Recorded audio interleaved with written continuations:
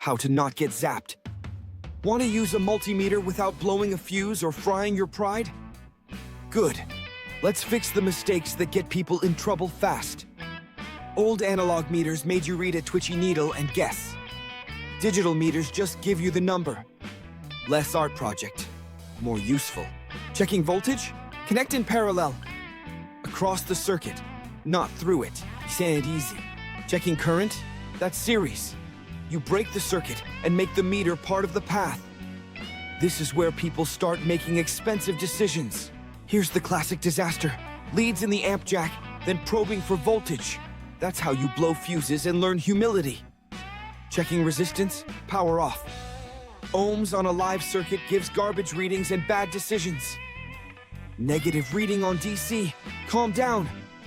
Your leads are probably backwards. The meter's fine. Your polarity guess wasn't. When the meter says OL, it usually means overload or open circuit. It does not automatically mean the meter is dead. Now for the weird one.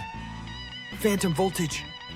A dead wire can still show voltage because digital meters are sensitive enough to pick up induced nonsense. That's why a stray voltage adapter helps. It loads the circuit just enough to kill fake voltage and expose what's real. Got a glitch that happens too fast to see? Use min-max. Let the meter catch the spike while you pretend you planned that. When troubleshooting, start with the simplest explanation. Loose wire, wrong setting, blown fuse. It's usually something dumb before it's something exotic. Here's the cheat sheet. Volts equals parallel. Amps equals series. Ohms equals power off.